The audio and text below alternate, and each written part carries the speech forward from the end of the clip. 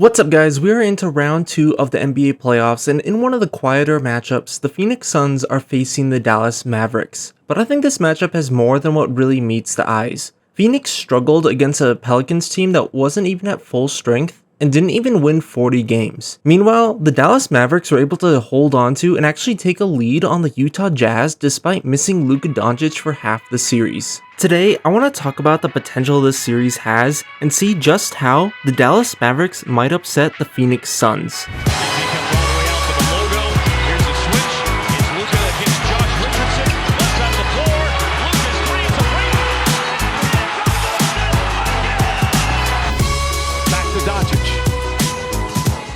Pulls up, three-pointer, bang, bang, it's good, Doncic wins the game at the buzzer. That really starts with the brilliance of Luka Doncic. Luka, as we all know, is probably a top 3 player, and honestly, he's making the case for the best player in the league. His playmaking, vision, basketball IQ is at the levels of some all-time greats such as Magic Johnson and LeBron James. His control and fluidity are something we have practically never seen. His game is slow but smooth, and in the NBA, smooth is fast. He's been in the league for only 4 years, but he is one of the most skilled basketball players that I have ever seen. And we are only just now starting to see the true reign of Luka. He is the near perfect offensive player, someone who can proficiently attack every single level of the court and make his teammates better. He can attack the rim at a high rate while being one of the best volume shooters in the NBA. There is simply a skill he does not already have in his bag. Even his defense has improved big time this year, with many calling him a now average, if not even good, defender. In his 16 career playoff games, Luka has some of the best averages of all time, averaging 33 points, 9 rebounds, and 8.5 assists per game on 58% true shooting. He technically hasn't qualified in the number of games he's played yet, but he is currently second all-time in playoff points per game, with only Michael Jordan in front of him. So Luka is only 23 years old, and he already is demonstrating all-time skills with a clear history of raising his game in the playoffs. But you probably already know that. That's not really a hot take. After finally winning his first playoff series, Luka and the Mavericks are in a position where they have some favorable matchups against the Phoenix Suns. This Dallas Mavericks team might actually be able to compete with, and given how the Phoenix Suns have struggled in the first round, they might actually be able to defeat the Phoenix Suns. Luka Doncic has a skill set that allows him to carry an offensive load more than most other star players in the league. But Doncic is also benefiting from one of the best Mavericks teams we have seen in a while. While Luka did come back and help the Mavericks win, Dallas was up 2-1 to the Utah Jazz, who were top 10 offense and defense this year.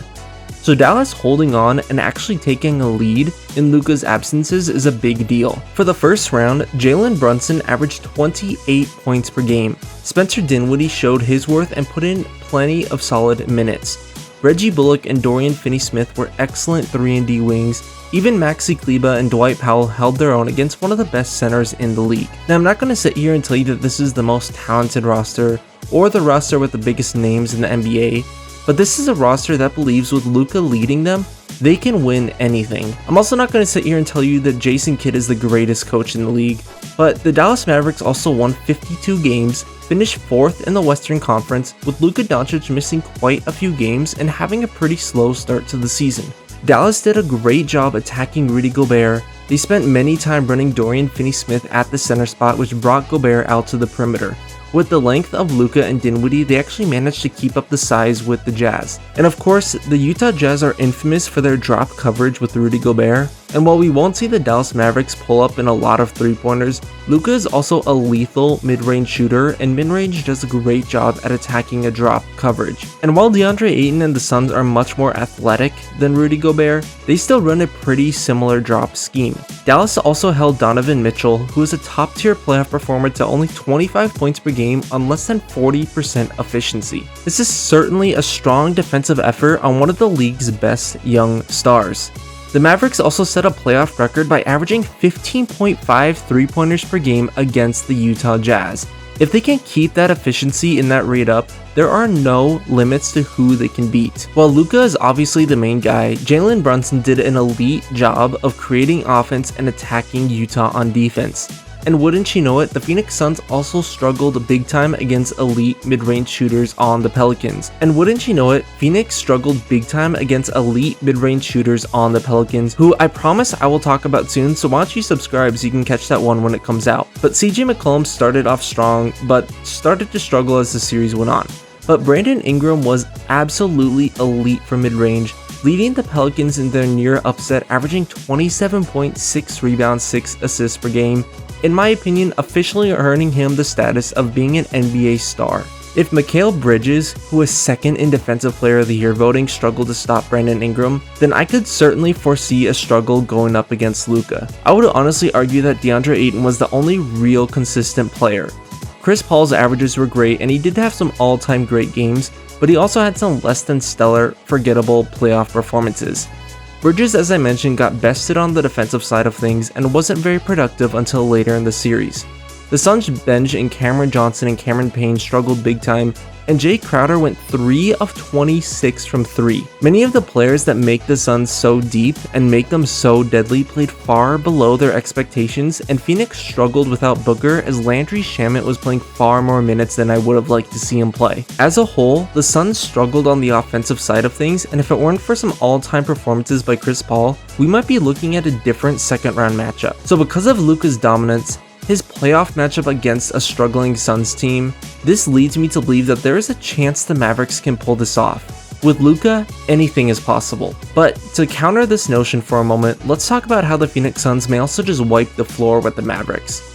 Clearly, Phoenix got punched in the mouth in the first round, and especially for those first 4 games, and without Devin Booker, they were dazed and did not expect the level of play they received from New Orleans. So I do think that this was a bit of a reality check for the Suns, and I think they may finally wake up from this troubling performance. For Chris Paul, it is clear that his days in the league are starting to become limited, so he is doing whatever it takes so Phoenix does not have the same result they had last year. If his 14 for 14 performance doesn't prove that, I don't know what will. The last thing to talk about is one of the players I made a video about a few weeks ago, Deandre Ayton. Ayton had one of the best stretches of his career, averaging 21 points and 10 rebounds a game against the Pelicans. He had absolutely no issue scoring on Jonas Valanciunas or whoever was the poor mismatch who got trapped on DeAndre. I also can't help but think for Ayton there's a bit of a chip on his shoulder. Luka and DeAndre's careers will forever be intertwined due to the 2018 draft. Ayton was selected with the number 1 pick and Luka was selected at number 3. But every single redraft of the 2018 draft places Luka going above DeAndre Ayton, and I can't really blame them.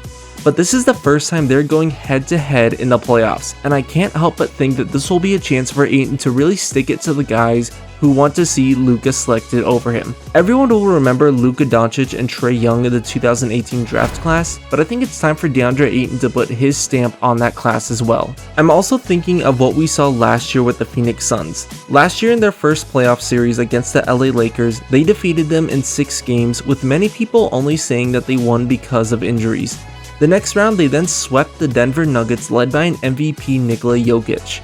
So I think that there is this potential of a struggling first round and then a second round sweep in back-to-back years. Game 1 has already ended and we saw Luka put up an all-time performance with majority of Dallas struggling from the field. While Phoenix ran away with it for most of the game, the Mavericks still had a very strong, promising fourth quarter, showing that they can keep up pace with this Suns squad. I think this series will remain a lot closer than what some may initially think.